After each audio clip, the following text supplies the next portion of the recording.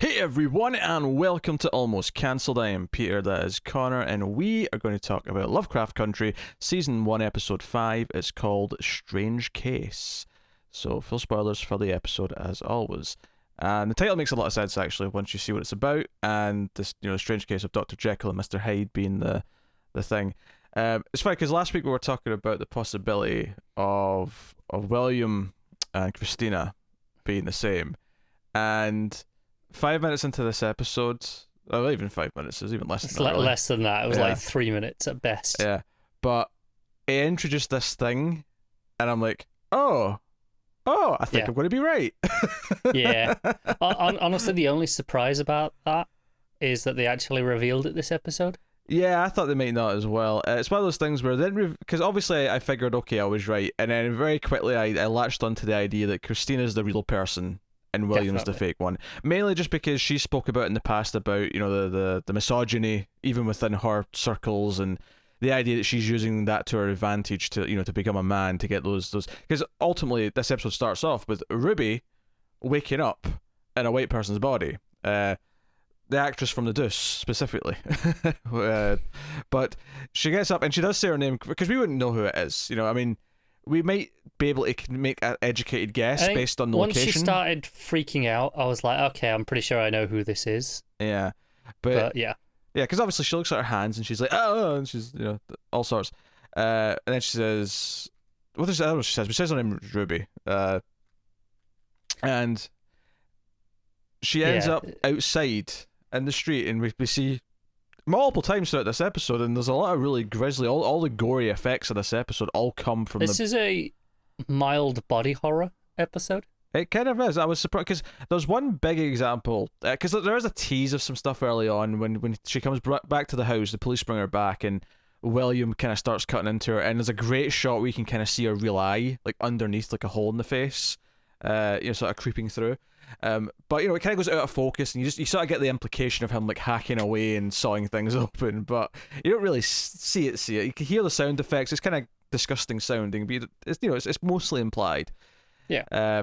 But later on, when you see her transform in the alleyway, and it is like absolutely disgustingly wonderful. Yeah, I got nothing to add to that. My favorite part of it is that you can actually see like part of the white face kind of like it's sort of like clinging to her back at one point, because she's shedding the different parts of skin as she's growing back out into her normal size, and it just it's so wonderful. And then somehow it tops it. Now the one at the end when we see what's her face, Christina, transform, like, that's alright, but at that point it's kind of old hat. And they do some fun stuff with that, though, with the arm exploding, with her hand coming through. Yeah, I was going to say, I really like how, because we see that one from behind, and like the hands pushing out.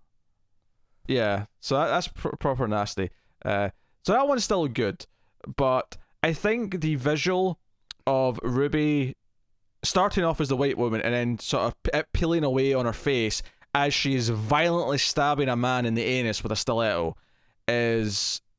It's pretty special. It's one of those moments. It's one of those moments you go, well, that's the only show that's ever done that. That's a talking point. We're gonna... God, I hope so. I doubt this is going to be a trend. I'll be very surprised if this is a trend. Yeah, I'll be shocked too. But beyond the gory stuff, we get a lot of her walking through streets as a white woman and being treated differently, and the black, young, I mean, not even a man, it's a kid, it's a teenager, who kind of essentially bumps into her, and the police are ready to like mess him up, thinking that he's up to something, and she has to step in and say, no, he wasn't doing anything.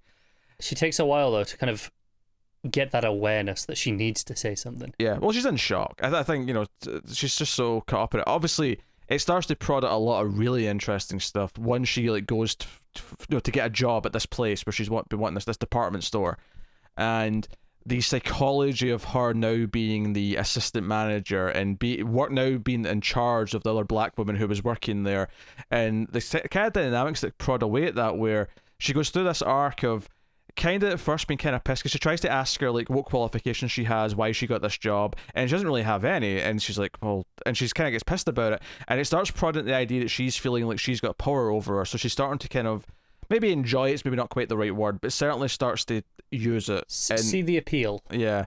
But But just as she's starting to get comfortable with that idea, the other white women who work there immediately start like saying really racist stuff, and she sort of like pulled back in. It's kind of what she says at the start to William, actually, is about the feeling of being interrupted. Like, she feels strong and independent, but then every so often the world steps in and makes a point of getting in her way because she's black or because she's a woman.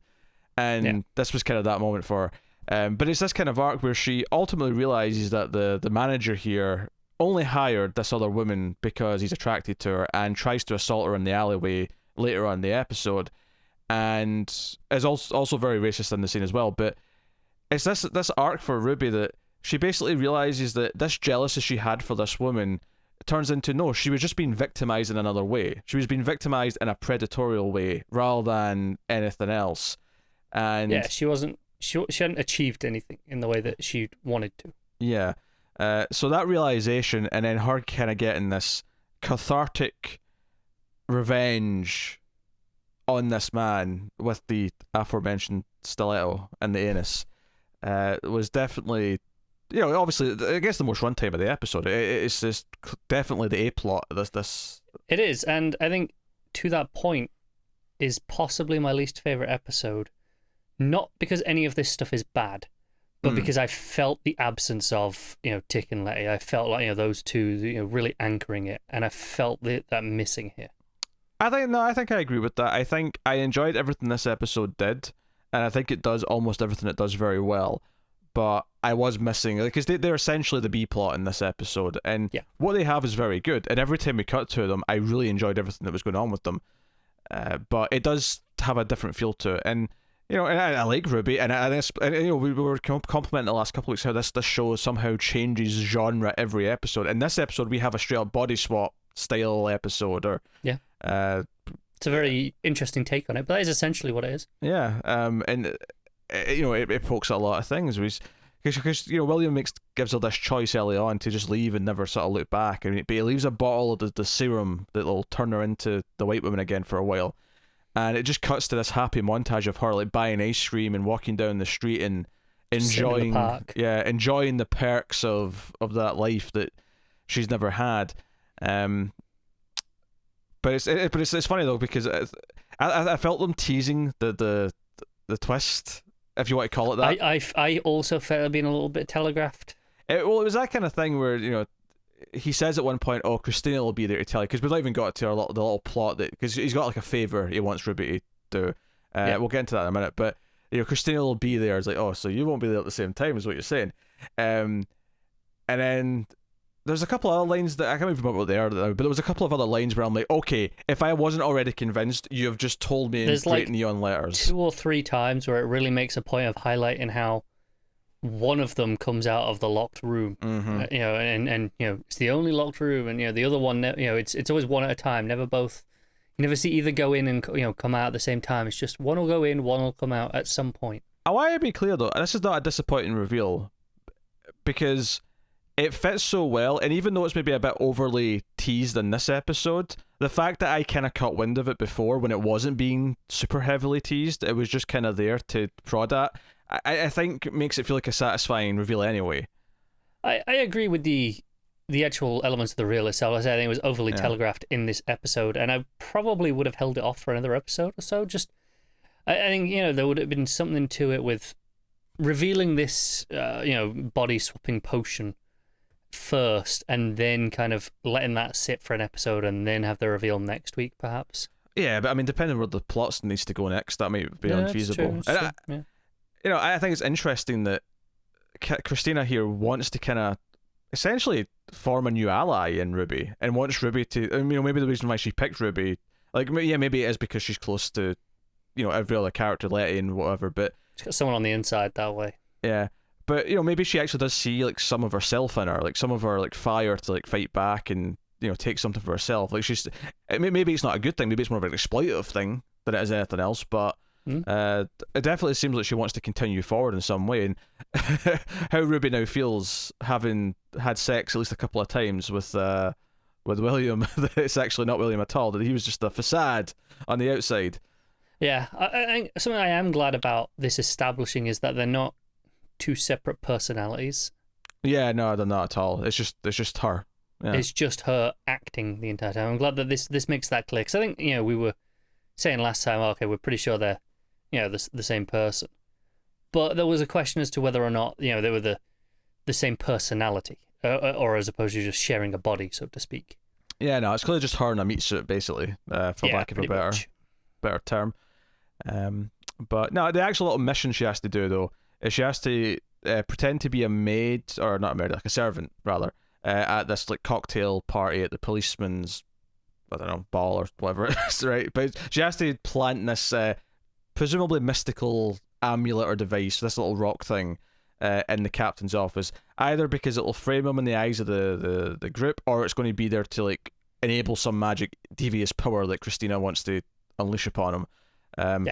But it does lead to a pretty gnarly scene where she's hiding in the closet with someone who's had his tongue cut out. There's a white man kind of strung up inside the closet. An unrelated event has led to this man being tortured. Yes. By the police. And I could see it maybe feeding into something a little bit later. I don't think it's going to be like a major thing, but I could see like another like offshoot of this being. It's very possible. Let me clarify then. A seemingly unrelated event. Unrelated for now. More interestingly though is we get a glimpse of the captain with his shirt off, which, I mean, you saw this, right? Yeah. I'm not entirely sure what I saw because it's mostly through the blinds of this old-fashioned closet. But it looked like he's like a Frankenstein-esque creation with like a black man's chest, is what I thought I was seeing. It was, at first I thought it was just like a vest or something, but I don't think it is. Because at first, when it was through the blinds, I was thinking, wait, he said he's like chest painted or something, and then when I got a slightly better glimpse of it, I'm like, wait, is that literally like Frankenstein-esque? Like he's actually stolen like the body of a black man and he's got his own head like on it or something like that. Which again is a whole other genre of stuff to like delve into. Oh, we're gonna have a fun episode with that one. Yeah, Frankenstein monsters and all sorts, but worth mentioning. So she seemingly succeeds. There was nothing to tell me she hadn't succeeded. So no, I'm assuming she did. Yeah. Otherwise, we'd have heard about it. Yeah, but no, I thought a lot of the scenes with the other people who worked at the department store were interesting to gauge her reactions and watch her kind of get almost into the groove of it a little bit too much, only to be snapped out of it when they crossed another line. Repeatedly. Repeatedly, yeah. They were constantly bringing stuff up. So no, I thought that was strong. I thought that was good stuff. Yeah, I thought it was pretty enjoyable stuff. Although I think ultimately I'd have enjoyed it more as a B plot rather than an A plot. I think that's fair. There's maybe one or two times many where we see her back again with William. Like, I mean, the bath scene, for example. Like, I don't know if we necessarily needed that extra little snippet with them. Yeah. But but I get it. I get wanting to give this a full plot. I do like that they're willing to do that with other characters, but at the same time, Leti and Tick are just so good, and why I care about everything that. And you just don't want the show to be pulling away from them. You just were like, "Yo, give me more of that stuff." Because they also had some interesting stuff here. They find Montrose at the start. With do you know what? I checked the name before we started. Yahima. Thank you, Yahima.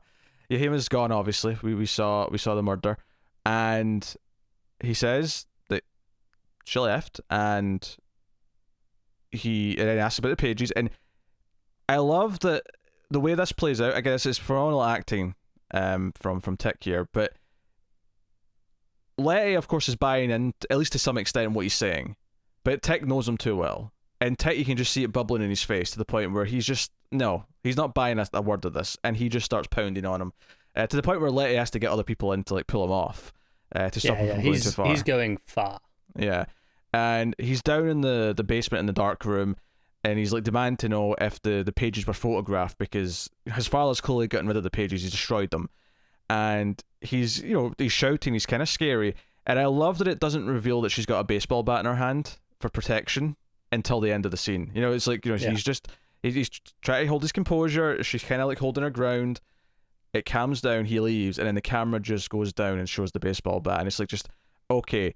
And this is kind of finally really starting to get at that stuff of like the idea of like what did he like was driven to do when he was away with the military.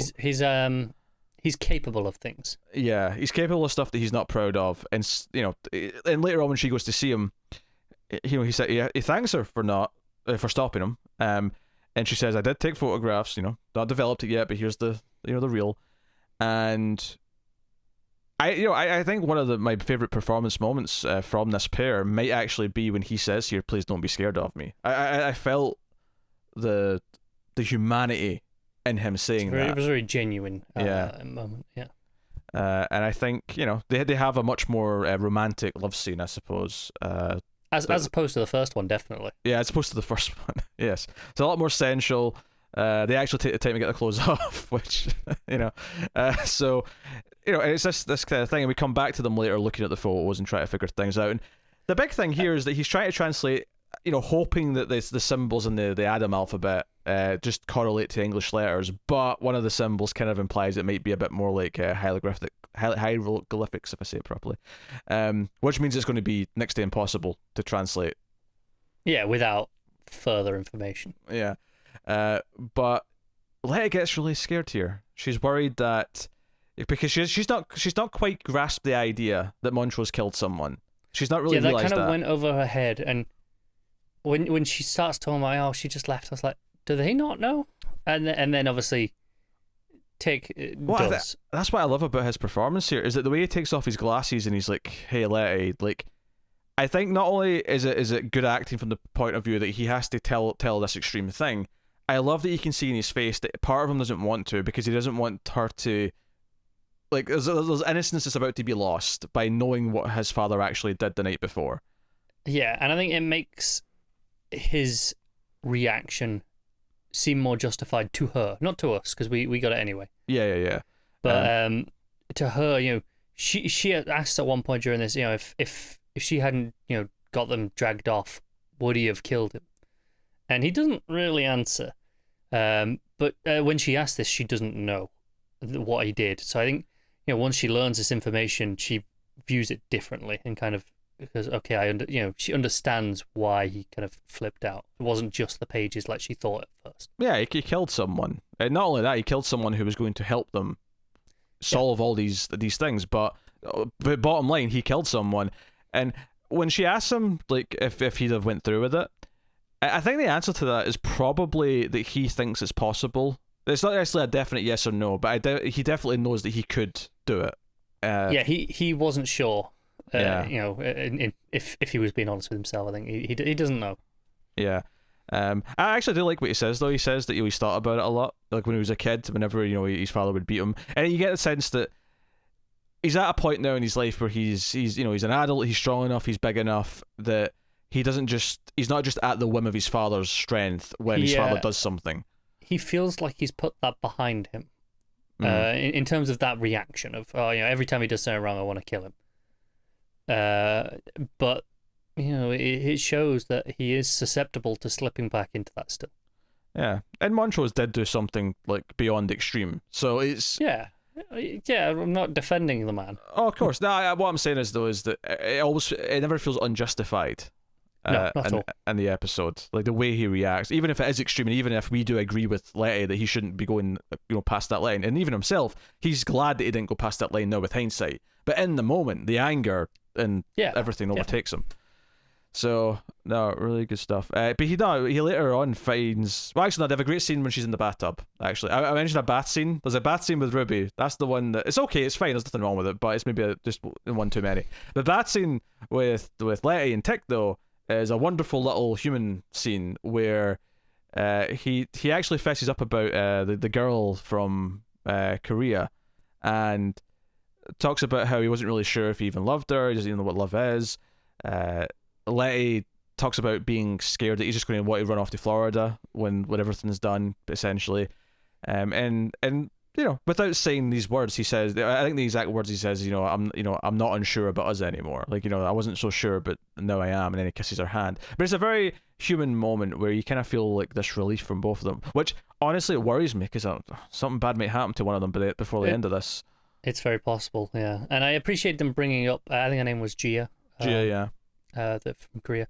Bringing her up here because it's relevant again at the end, and it's just like a reminder of how that kind of ended. He doesn't give us any specifics. I think he says it ended in a strange way. I think he said. Yeah, strange. Yeah, and it's Gia. It's Ji dash AH. So you were right, but just to clarify that it's not, just the normal Gia. It's a. I'm not hearing the difference. Well, there is no difference in pronunciation. I'm just. Okay. I'm just clarifying that it's not GIA. Oh, sure. Yeah, I never thought it was. Yeah. So yeah, in fact, I don't know if we mentioned this before, but Jamie Chung plays Gia, who was in something we've seen, and I can't remember what it was. I recognise the name for sure. Oh, she's been in a lot of TV shows that we've seen a little bit of. I'm sure she's been in something that was more prominent, though. I feel like she's been in something with a reasonable sized role, enough that I recognise her name. Yeah. But maybe not. Who knows? Yeah, she was in. Oh, she was Blank in The Gifted. Maybe that's what I'm recognising her from. Maybe, could be. I feel there was something else, but yeah, maybe it's just that. But not that she's actually in this episode yet, but we do hear her voice at the end. Again. Yes, because we don't really understand this, I don't think, quite yet. No, he translates a little bit of it, and it says, I think, suffer and die were the words that we see translated. Yeah, and he frantically makes a call to Gia. And I like that you know exactly who he's phoning because it's the stupidly long number. Yeah. And that stuck in my mind the first time around because it was noticeable because of how long the number was. Yeah. And he says, you knew, didn't you? It's like clearly. So how did you know? Yeah. Yeah, clearly she was able to predict something, and this information he's deciphered here. And then I believe he asks, "What are you?" Yeah, that's the final line. He says, "What are you?" But this clearly backs up whatever weird stuff she said to him. This is put a different spin on it for him, a different context. So I suspect we're going to get a lot of this next episode. That this is where the next episode. I would have thought so. Delving into really interesting stuff. Just a little bit we skipped over that I want to mention is when he's asleep in the dark room and he has a little bit of a nightmare, reliving, leaving the burning, collapsing house, and he sees his ancestor there, and she mouths something to him. She tries to say something. Obviously, it looks like mouth to us. And I didn't quite catch what it was, but it feels like it's going to be something important that she says. Yeah, I wonder if we see this repeatedly, like every time we get a little bit more of it, maybe kind of thing. Because I don't know if it was like that when we saw it originally in that second episode. I don't know if we saw this then. This was definitely different. Obviously, it's set in that moment, but because obviously, it ends different because he burns. Yeah, Tick stands there and just catches fire in this version, but I don't know. I mean, ignoring what she might have said, which admittedly is a big thing to ignore, but at least from a visual, thematic sense, this idea of his own anger and his own thing, him destroying himself, basically. This idea that he'll be consumed by everything if he doesn't hear to the warnings. I mean, it goes on. Leti's constantly telling him all episode about how all this magic stuff, it's the devil's tools, and it'll just corrupt us. We kind of gloss over that part. She gets scared because she thinks it's we shouldn't be messing with this, and he's saying no, this is we're going to use it to help us. This is going to be good. I do wonder if he's barking up the wrong tree with that. I think this is where the thematic link between the two plots comes in a little bit, in the sense that Ruby gets to be white and use the whiteness in this as the equivalent to the magic, and she saw you think maybe she could do good with this, but ultimately it devolves into very personal things, right? Yeah, and she's also kind of tempted by the power a little bit to sort of change, and obviously ultimately she doesn't. Ultimately she comes through as Ruby in the end, but there is kind of those moments of temptation where she kind of loses herself in the role a little. And the worry here is that Tick could do something similar where he might become someone who he's not and who he doesn't want to be by using this magic. So curious to see what they do with that. And the other big thing this episode, of course, is Montrose, who they do confirm his sexual relationship with the bartender, in a very kind of visceral sex scene. And I'm just going to say it, that spit in his hand was disgusting. It was a proper glob, wasn't it? Yeah, it was so thick. Yeah. That stood out to me as well. I'm not the only one. I'm just... I don't know. It was just the sound effect, how thick it looked. I'm like, jeez, yeah. And a lot of this stuff played out. I mean, there was technically dialogue, like the other, the bartender, and then all the other friends who kind of show up later in drag, who are all kind of talking about what the party they're going to and whatever.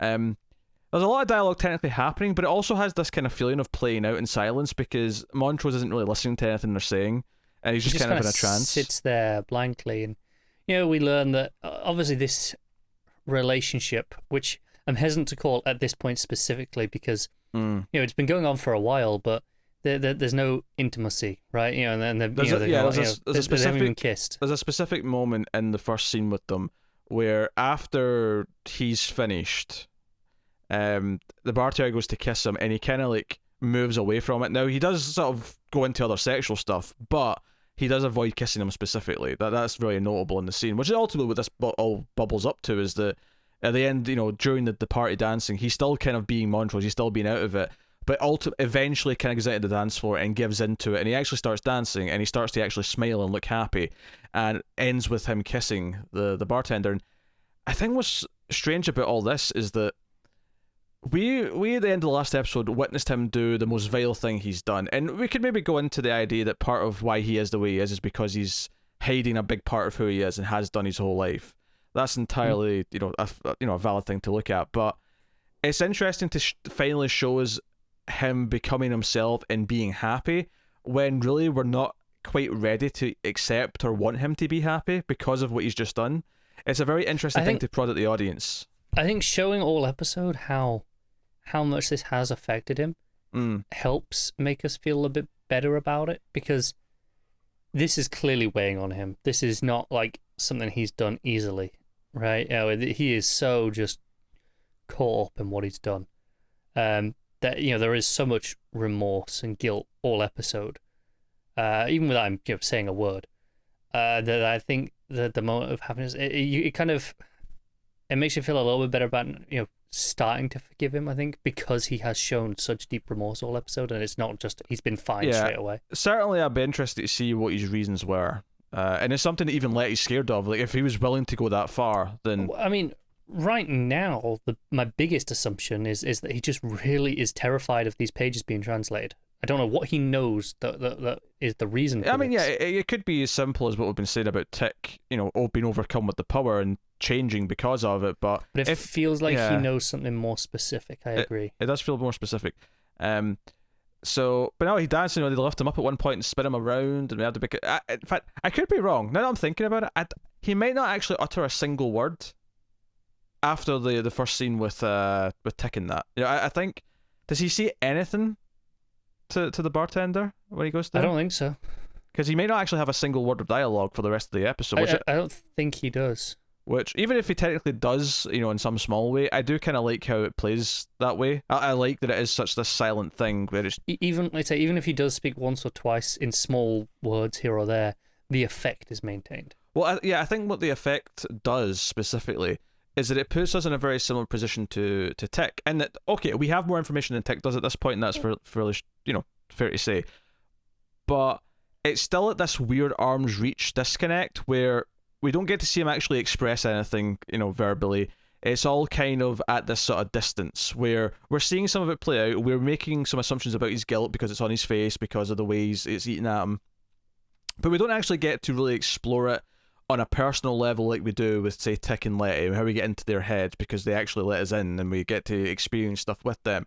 So it kind of still keeps us at this place with Tick where we sympathise a bit more with them by the end of the episode, but there's still this disconnect because we don't know exactly why, and there's still a little bit of that there. So I think it makes him still a little bit grey for us as the audience, which is kind of similar to how Tick and Leti are feeling about him in some ways.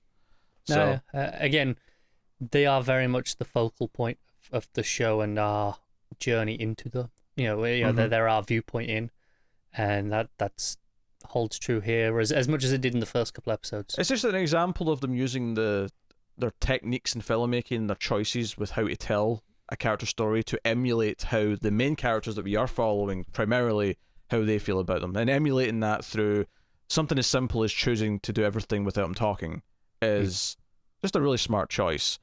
And this show is obviously, I mean, almost every episode I'm talking about something they're doing with the camera or with a choice like that in the sound mix, or well, it's not even a sound mix choice, it's more of just a conceptual choice at base level. But it, at its core, it's a script choice.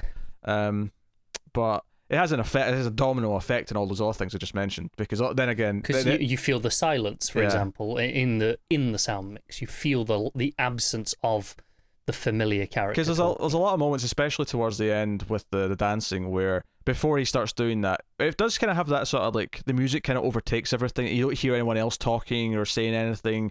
It does that sort of almost dreamlike kind of quality because all you hear is the music. Yeah, it definitely has that feeling going. So, yeah. And that one of the other things as well, it's just something simple. We talked about winners before, and we get another one kind of for a little bit in this episode when Ruby's going around the party with the cocktail things, the little little eggs or whatever they are. I don't know. I mean, I don't have the correct word for you. I don't know. I hate egg though, so they're disgusting, whatever they are. So the best. They're the worst.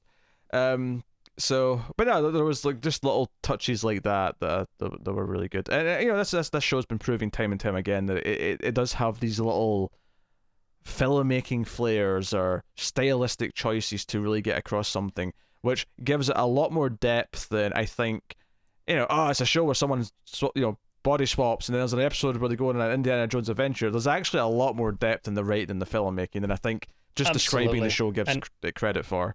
And I think it's worth mentioning those things, especially now we're in episode 4? 5? Episode 5. Because often these flares, these extra touches on a TV show will be lost after the first episode or two where they have guest directors. Mm-hmm. And you they settle into a regular groove, and it'll often, sometimes not even noticeably at first, but you'll just, the quality will, again, not necessarily even in the scripts, just in the direction, some of these, that flair will be gone, and you'll just notice over time that lack of something that it had at the start. But it's obviously we're halfway through the season now, and we're still getting those things every single episode, so nothing to complain about. Yeah. Also, see when we see how disgusting it is, like Ruby coming back, it made me think we've seen her actually like alternate multiple times at this point in the episode. I'm like, wait, has it been this disgusting and gruesome every single time you've transferred?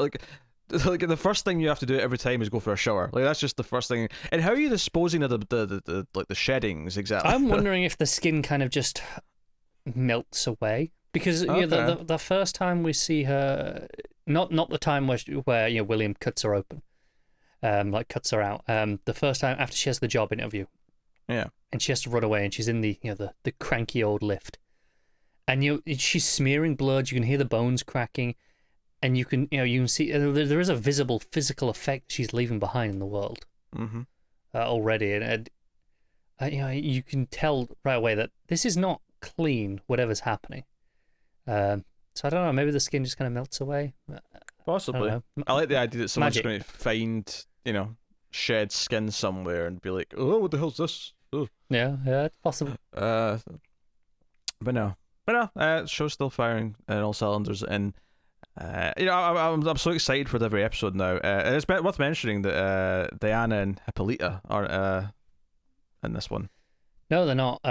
Presumably next time. I would imagine so. That's fine. It's more of an observation, just because it's okay for them to focus in on the characters they want to for an episode, so that they're not stretching things out that don't need to be stretched out. Yeah, I mean, we only really noticed it because they set it up at the end of last episode. Otherwise, we wouldn't have even been thinking, where are they this time? Oh, yeah. Most likely. So, there you go. That's episode 5 of Lovecraft Country. We'll be back next week. So let us know what you thought of this one in the comments below. If you want to support the show and the channel, you can hit the like button. Super easy and important, and a nice, easy and free way to support everything we do and help keep all the content coming. You can support us financially over at patreon.com/MailFuzzTV for as little as $1 per month and get some bonuses for your troubles. Catch us on Twitter at mailed_fuzz for channel updates, but otherwise that is us. So thank you once again for watching or listening. We always appreciate it. Keep watching TV, guys. Have you got any Cthulhu?